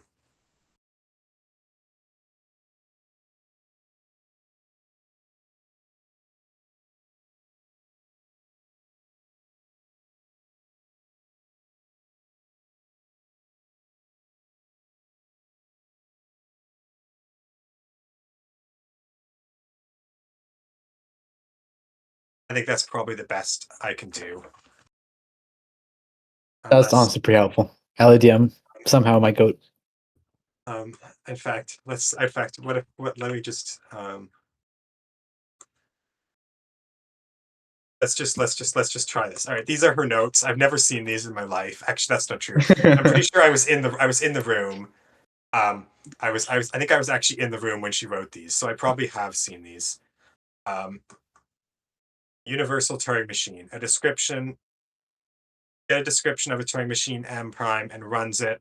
Okay, so this is just a Turing machine that runs another Turing machine. And the halting problem is given a description of a Turing machine and an input string, does it halt on X? So this is basically the same as the definition of halt that we had. And then this is a decision problem. The halting problem is semi-decidable. What actually is the definition of semi-decidable? Like basically the set of all strings with that property is recursively enumerable. It's RA. Okay, so it can return, it can accept or run infinitely, or accept or reject or run infinitely. Yes. Or I guess accept or run infinitely, because I guess in the case of the halting problem, it will either not run forever, and therefore it will accept because it halts, or it will run forever, and then it's running forever because it doesn't halt. Mm-hmm.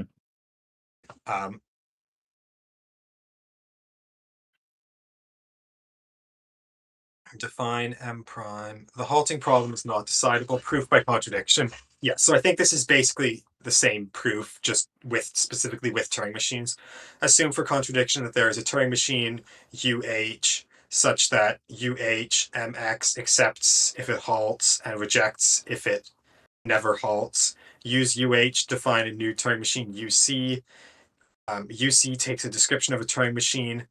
Run UH if accepted, and if it's accepted, enter into an infinite loop. Otherwise, it accepts. So yeah, this is the same as the one from in the book. So this either accepts or runs forever, and then we pass it to ourself. And so if it accepts,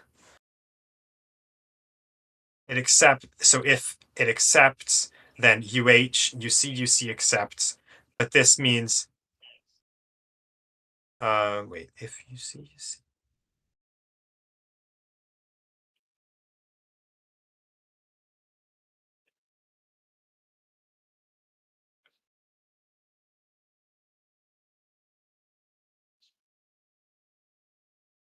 Is UC based on procedure B in LADM? Yeah. I'm just confused what she's saying here. So if it accepts, then the halting Turing machine accepts, but this means that it enters the loop. If it enters a loop, then it rejects, but this means that, yeah, I think this it's the same cases as the textbook. I don't think the details Yeah. here are super relevant. Mhm. Both cases are impossible. One of them must be true for UC contradiction. Conclusion is that it doesn't exist. Um,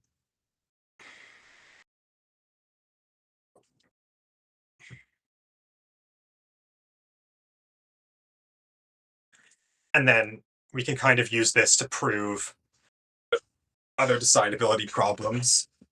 So we're given a Turing machine and we want to decide if it accepts epsilon, or I imagine this can be extended to any given string. So the proof is we assume that it decides, assume by contradiction.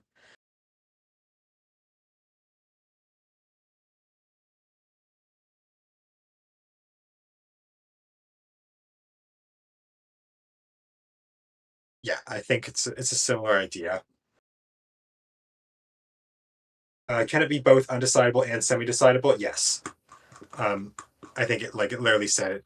The halting problem is semi-decidable. The halting problem is not decidable. So you can be semi-decidable without being decidable, because decidable means it either accepts or rejects. It's always true or false.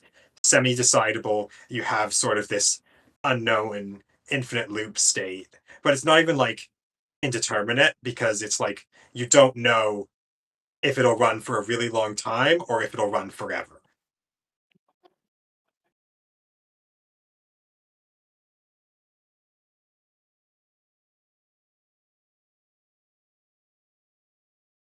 Um,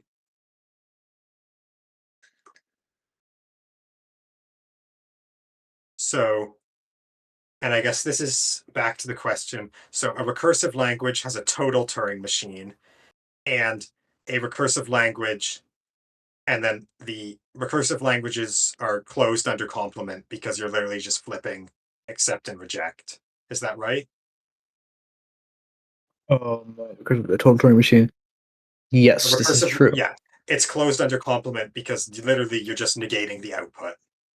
Exactly. Um, Yeah. then Also, by the way, I do gotta go now. I'm gonna okay, send my Figma file, like the diagram, all that kind of stuff in the 263 channel. okay, Yeah, perfect. Thank you hooray. so much.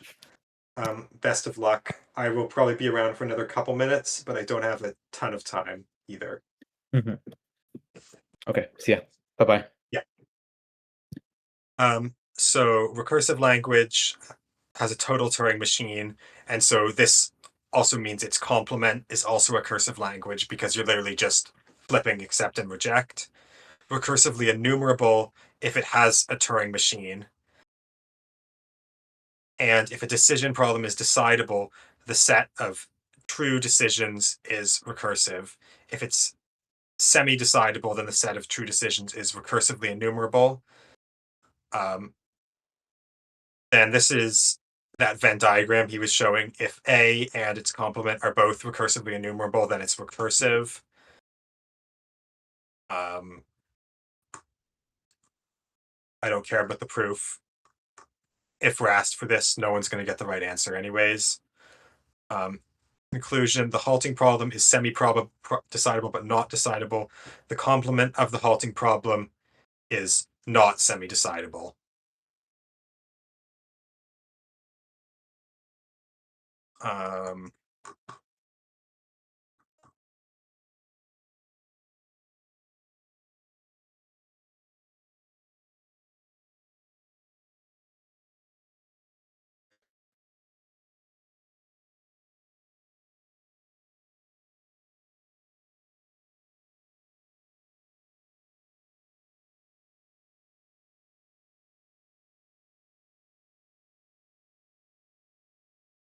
All right. Are there any other questions?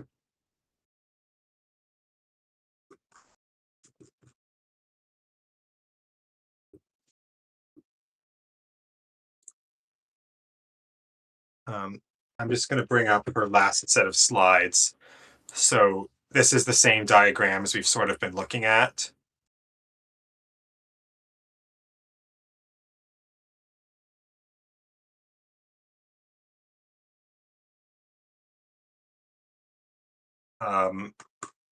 So here we're looking at an example of a language that is not any of the languages we've talked about. So here we're saying, does a Turing machine get into a loop on infinitely many inputs? And we're claiming that this is not recursively enumerable.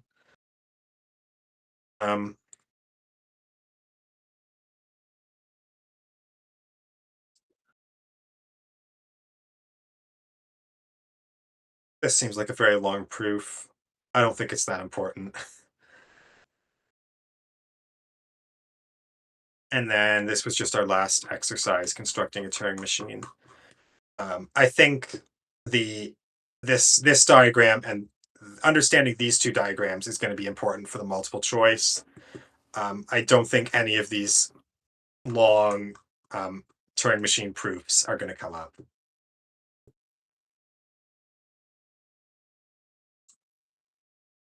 Are there any questions?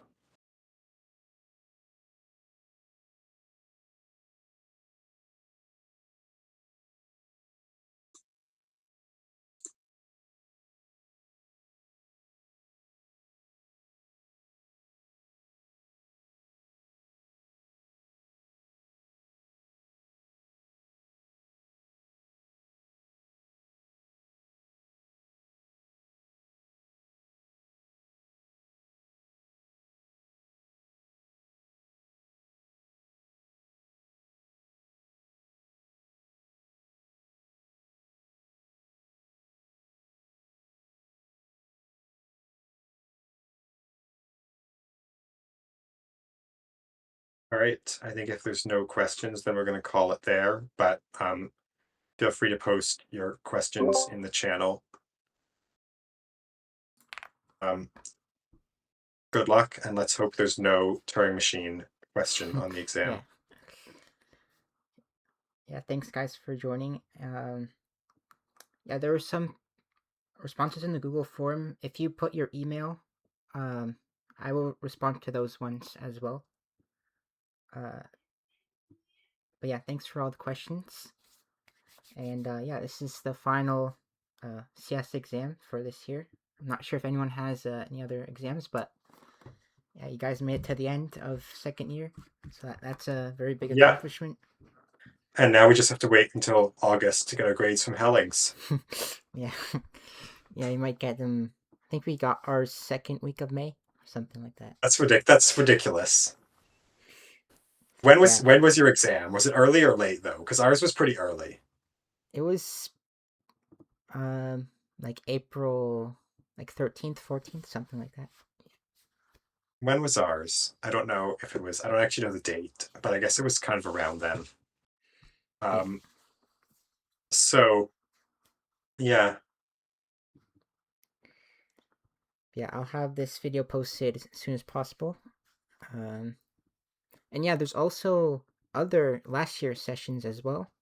There might be different problems we covered, so it might be a good idea to look at that. But Yes. Um, Oh, and I guess I didn't mention it, but the quiz, the combined quizzes that I posted, if you want to go through those, I feel like those are pretty good for the multiple choice. The only thing is they're definitely weighted towards the first half of the course because we stopped quizzes like a couple of weeks before the end of the course.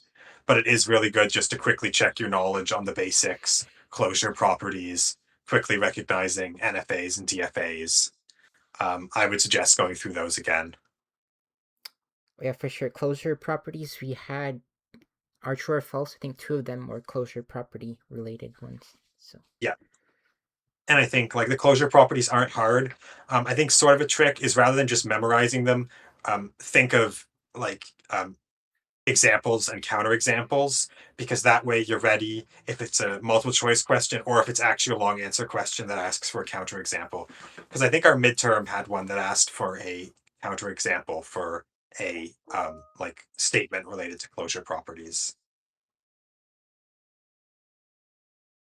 I So get having those that. counterexamples already in your head is helpful. Yeah, with this course, I like always keep this like this Venn diagram that Daniel's sharing right now. Yeah, This is like the whole idea of the course. I feel like if you have this in your head, it really helps. Like it just gives you a yeah. scope of like each problem set, and then the machines that exist in those problem Yeah, sets. and we didn't really talk about deterministic CFL or context sensitive languages. I think she mentions context sensitive languages at some point. I believe A to the N, B to the N, C to the N is a context sensitive language. Um, but we didn't actually talk about any specific machines for context sensitive languages. Just regular languages have NFAs and DFAs. CFLs have NPDAs. I guess deterministic CFLs, I believe, have DPDAs. I Yeah, would yeah, assume. yeah, Yeah. Which were briefly mentioned, but I don't think not in any detail, other than DPDAs are a represent a subset of the language that says that NPDAs do. So they're not equivalent, whereas DFAs and NFAs are. Um, Recursive languages are those um, with Turing machines that do not run forever, and then recursively enumerable have Turing machines that can accept or run forever. And then co-RE is Turing machines that reject or run forever, right? Or the or no, the complement is I don't remember the exact definition of co-RE.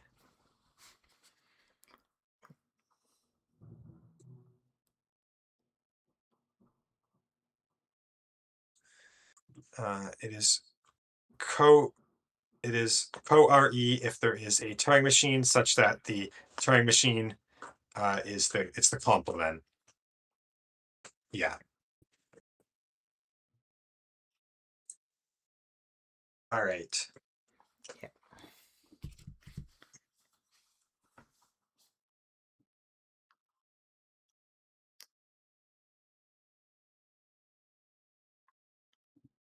Yeah. Also, Tasmia, one of our other academic managers, she has a good note review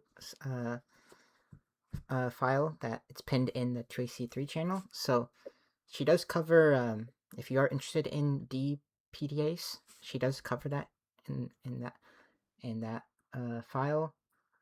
Um, Also, I remember in our final um, help session last year, we did cover.